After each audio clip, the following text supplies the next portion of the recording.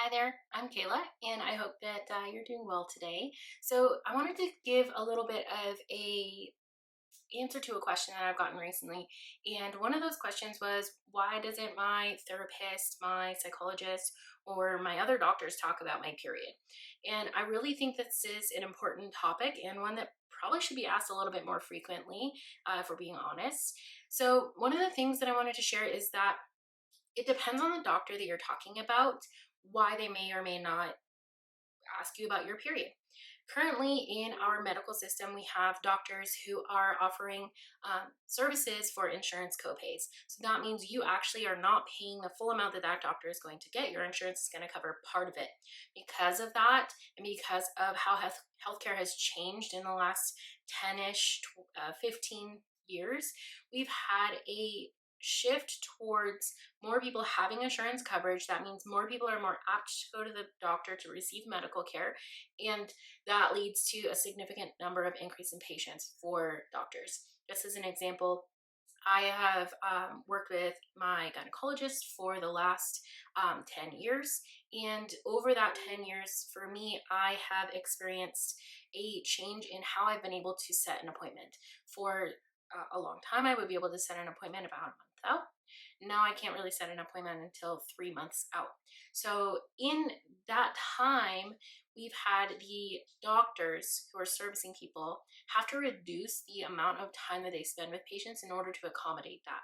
So that is one factor. In a 15, 20, 30-minute consultation, a doctor is not going to have time to go through an entire history of yours from birth to teenage and young adulthood and spend the amount of time that it might take to do a thorough intake, and that might be an area that they choose to not ask about. So menstrual history is optional for most primary care physicians, especially if that's not something that they're focusing on. So they might not ask those questions simply because they have a short amount of time to work with you.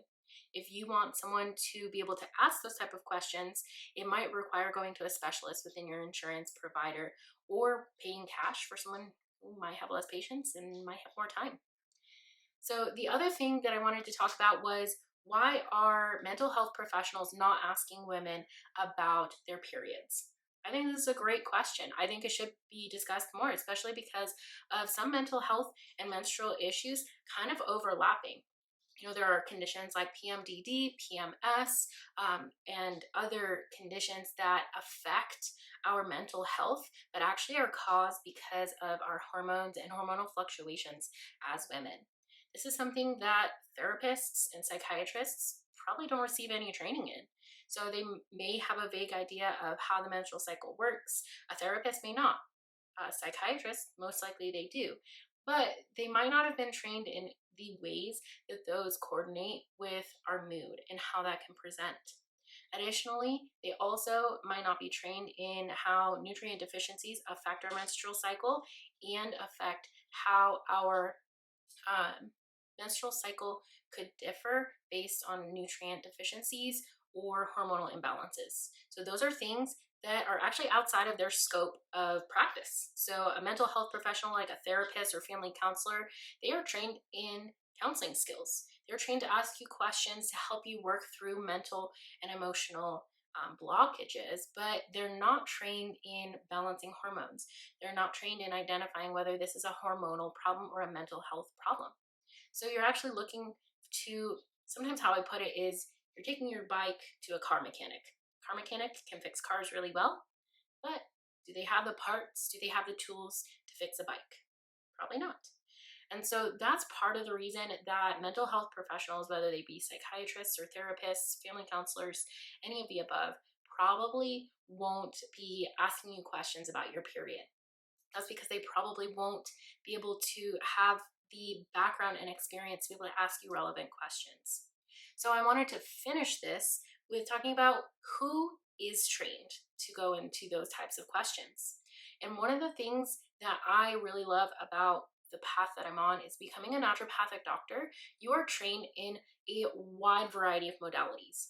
You're trained in how your body works, just like a medical doctor. So you're going to know hormones, you're going to know diseases, you're going to be able to diagnose illnesses that are hormonal, nutrient based, but you also have counseling skills. You're going to learn those types of things in order to help someone work through a mental or emotional illness, and or kind of things that are going on in their life that might be affecting their mental health.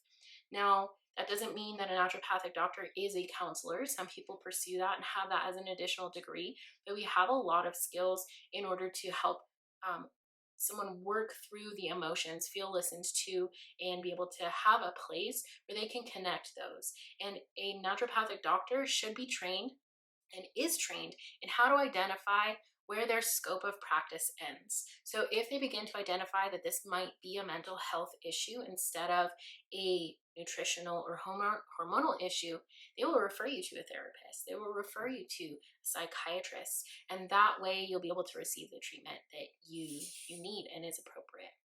So I hope this answers your question about why your doctor or your therapist or your psychiatrist might not be answering questions or integrating information about your period or hormones. So I hope that was helpful. And until next time, be well.